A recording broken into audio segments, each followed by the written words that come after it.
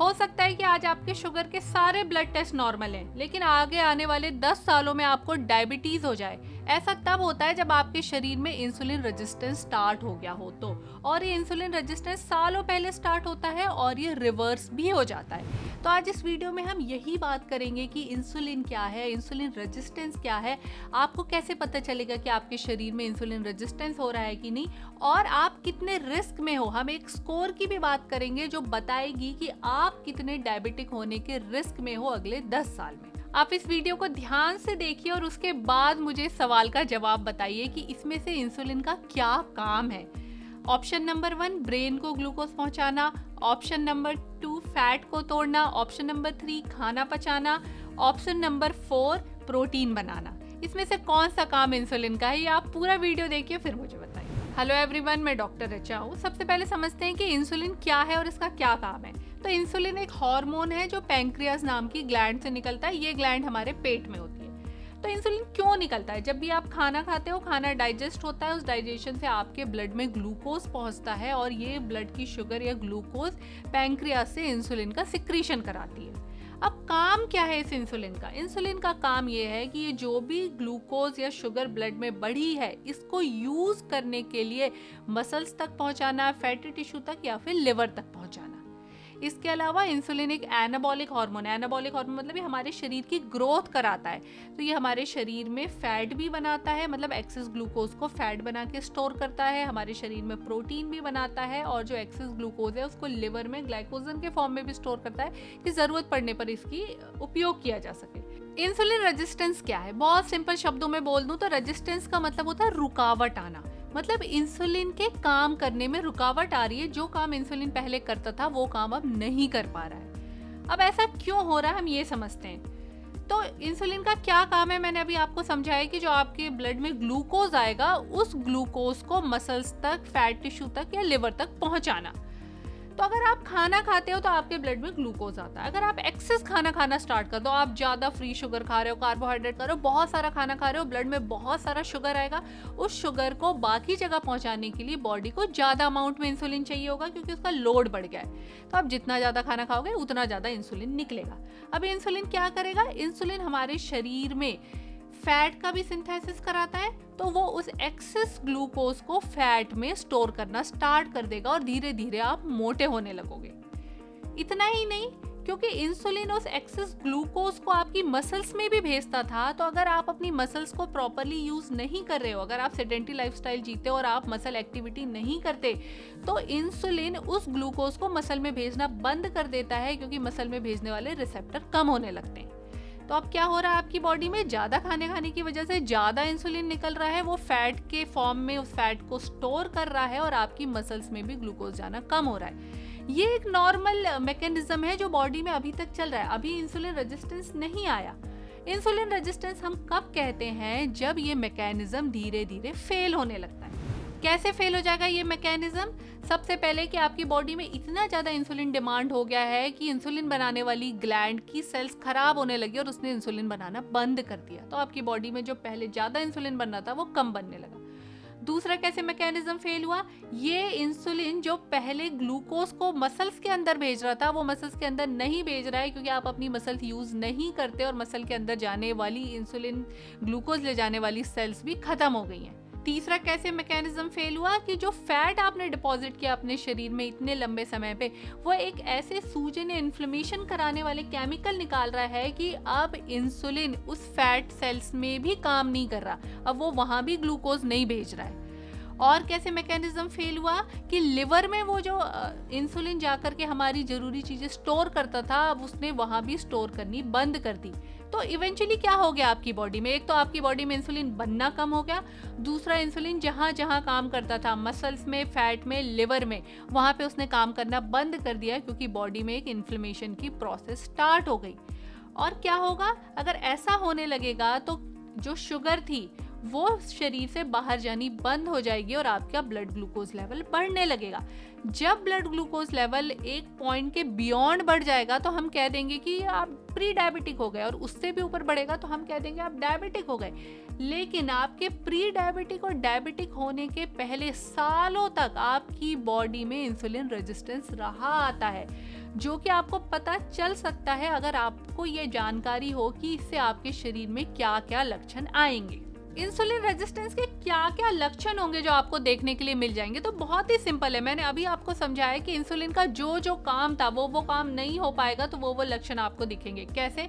सबसे पहले तो आपको मोटापा दिखेगा, क्योंकि इतने सालों में इंसुलिन ने धीरे धीरे आपके शरीर में फैट सेल को डिपॉजिट किया, तो आप मोटे होगे। दूसरा, क्योंकि आपकी मसल्स में ग्लूकोज नहीं मिल रहा है, तो आप फटीग फील करोगे, लो एनर्जी फील करोगे। थर्ड क्या होगा? थर्ड ये होगा कि हो सकता है कि आपको ज्यादा भूख लगे और आपका पेट नहीं भरे। क्यों? क्योंकि आपके ब्लड में तो ग्लूकोज का लेवल हाई है, लेकिन वो पेरिफेरी में यूटिलाइज नहीं हो रहा है, तो आपको भूख लगती रहेगी, आपको सटाइटी की फीलिंग नहीं आएगी। नेक्स्ट क्या होगा कि इंसुलिन रेजिस्टेंस से बॉडी में इन्फ्लेमेशन चल रही है, तो आप एक्सट्रीम फटीग, वीकनेस, थकान, लो एनर्जी ही फील करते रहोगे कि आपको अच्छा नहीं लग रहा। और क्या होगा? इंसुलिन एक एनाबॉलिक हार्मोन है, तो हमारी स्किन की भी थिकनिंग कराता है, तो आप देखोगे कि गर्दन में स्किन डार्क होने लगती है और मोटी होने लगती है। अंडर आर्म्स की स्किन डार्क और मोटी होने लगती है और स्किन टैग्स भी दिखते हैं। अगर ऐसा आपको किसी में दिख रहा है कि वो मोटे हो रहे हैं, उनकी गर्दन या अंडर आर्म्स की स्किन काली और मोटी हो रही है, तो ये इंसुलिन रेजिस्टेंस की तरफ बताता है कि आपकी बॉडी में रेजिस्टेंस बन रहा है। ये तो हो गई क्लिनिकल साइंस की बात। और क्या आपको लैब्स में देखने के लिए मिल सकता है? जैसे फैटी लिवर हो सकता है, आपकी लिपिड प्रोफाइल खराब हो सकती है, हो सकता है कि आपकी शुगर की वैल्यू डिरेंज हो गई, आप प्री डायबिटिक या डायबिटिक की रेंज में आ गए हों। इसके अलावा फीमेल्स में पीसीओडी भी इंसुलिन रेजिस्टेंस के साथ में प्रेजेंट करता है। तो ये सारी चीजें भी, हाई ब्लड प्रेशर होना, आपको इंसुलिन रेजिस्टेंस में देखने के लिए मिल जाती है। तो अगर आपको डाउट हो रहा है कि आपको इंसुलिन रेजिस्टेंस हो सकता है, तो आप आज ही अलर्ट हो जाओ, क्योंकि इंसुलिन रेजिस्टेंस को रिवर्स किया जा सकता है। लेकिन एक बार आपकी बॉडी का कॉम्पनसेशन पूरी तरीके से फेल हो गया और आपको डायबिटीज हो गई, तो इसको रिवर्स करना मुश्किल हो जाता है। चलिए अब जानते हैं कि आपको प्री डायबिटिक या डायबिटिक होने का कितना खतरा है अगले 10 सालों में, लो, मीडियम या हाई। तो हम एक स्कोर की बात करेंगे, इंडियन डायबिटिक रिस्क स्कोर। इस स्कोर में आपको 4 चीजें पता होनी चाहिए। सबसे पहला है एज। अगर आपकी एज 35 साल से कम है तो स्कोर 0 है, 35 साल से 49 ईयर्स के बीच में है तो स्कोर 20 है, और 50 ईयर्स से ज्यादा है तो स्कोर 30। दूसरा है कमर का साइज। इसको आपको रफली आपके अम्बिलिकस या फिर नाभि के लेवल पे मेजर करना है। तो अगर मेल्स में कमर की मोटाई 90 सेंटीमीटर से कम है और फीमेल में 80 सेंटीमीटर से कम है तो स्कोर 0 है। अगर मेल में कमर की मोटाई 90 से 99 सेंटीमीटर तक है तो स्कोर 10 है, और फीमेल में अगर ये मोटाई 80 से 89 सेंटीमीटर तक है तो स्कोर 10 है। लेकिन अगर मेल में ये मोटाई 100 सेंटीमीटर से ज्यादा और फीमेल में 90 सेंटीमीटर से ज्यादा है तो स्कोर 20। अगली है फिजिकल एक्सरसाइज। अगर आपकी सेडेंटरी लाइफस्टाइल है, आप फिजिकली एक्टिव नहीं हो, तो स्कोर है 30, और अगर आप हफ्ते में 150 मिनट से ज्यादा फिजिकल एक्सरसाइज करते हो तो स्कोर है 0। अगला है फैमिली हिस्ट्री ऑफ डायबिटीज। अगर आपके कोई भी पेरेंट डायबिटिक नहीं है तो स्कोर है 0, आपका एक पेरेंट डायबिटिक है तो स्कोर है 10, और आपके दोनों पेरेंट डायबिटिक हैं तो स्कोर है 20 से 20। अगर आप अपने हर क्वेश्चंस के स्कोर को कैलकुलेट करोगे तो आपका टोटल स्कोर 0 से 100 के बीच में आएगा। तो अगर आपका टोटल स्कोर 30 से कम आता है तो इसका मतलब है कि आगे आने वाले 10 सालों में आपको डायबिटीज होने का या प्री डायबिटिक होने का रिस्क लो है।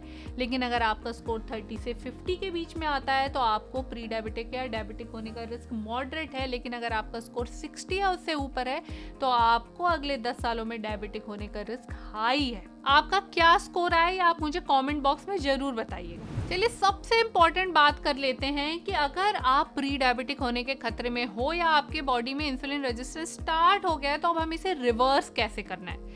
तो सिंपल वही बातें समझनी है कि जैसे वो रेजिस्टेंस बना था वैसे ही हम उसको रिवर्स करेंगे। तो कैसे रेजिस्टेंस बना था? एक्सेस फ्री कार्बोहाइड्रेट खाने से या ज़्यादा खाना खाने से। तो अपने खाने में स्ट्रिक्टली रिफाइंड कार्बोहाइड्रेट या फ्री शुगर को बंद कर दीजिए। छोटे छोटे पोर्शन में खाना खाइए, कॉम्प्लेक्स फूड खाइए, प्रोटीन खाइए, कॉम्प्लेक्स कार्बोहाइड्रेट खाइए। आप जितना कॉम्प्लेक्स फूड खाओगे उतना कम आपकी बॉडी में इंसुलिन का सर्ज होगा या स्पाइक आएगा। दूसरा कैसे बना था? ज़्यादा फैट इकट्ठा होने से। तो फैट का लॉस कीजिए, एक्सरसाइज करिए ताकि आपकी बॉडी से फैट लॉस हो। कितनी एक्सरसाइज? डेली कम से कम 20 से 30 मिनट मॉडरेट इंटेंसिटी एक्सरसाइज, मतलब ब्रिस्क वॉक करना, जॉगिंग करना, स्विमिंग करना, ऐसी कोई एक्सरसाइज। नेक्स्ट किस वजह से बना था? कि आप अपनी मसल्स यूज नहीं कर रहे थे तो मसल्स में शुगर नहीं जा रहा था, तो आपको अपनी मसल्स यूज करनी है एक्सरसाइज करके। और क्यों बना था? इन्फ्लेमेशन होने की वजह से। तो इन्फ्लेमेशन कम करने के लिए आपको अपनी लाइफ से स्ट्रेस लेवल रिड्यूस करना है। फिजिकल के साथ साथ आपको मेंटल स्ट्रेस भी रिड्यूस करना है। आपको अपनी स्लीप की क्वालिटी इंप्रूव करनी है। अपना मेंटल स्ट्रेस रिड्यूस करने या स्लीप क्वालिटी इंप्रूव करने के लिए आपको एक्टिवली काम करना पड़ेगा, रिलैक्सिंग एक्टिविटी में इन्वॉल्व होना पड़ेगा, ब्रीदिंग एक्सरसाइजेस करनी पड़ेगी। सिर्फ इतनी छोटी सी 3-4 चीजें, वेट रिड्यूस करना, एक्सरसाइज करना, नींद पूरी करना और स्ट्रेस फ्री लाइफ जीना और अच्छा खाना खाना आपके इंसुलिन रेजिस्टेंस को रिवर्स कर देगी और आपको आगे लाइफ में डायबिटीज नहीं होने देगी। मैंने आपसे स्टार्टिंग में जो क्वेश्चन पूछा था उसका आंसर मुझे जरूर कमेंट बॉक्स में बताएं। आप कितने रिस्क में हो प्री डायबिटिक या डायबिटिक होने के, ये भी मुझे बताएं। और अगर ये वीडियो आपको अच्छी लगती है तो प्लीज़ हमारा चैनल सब्सक्राइब करें, कमेंट करें और ज़्यादा से ज़्यादा लोगों को इन्फॉर्मेशन शेयर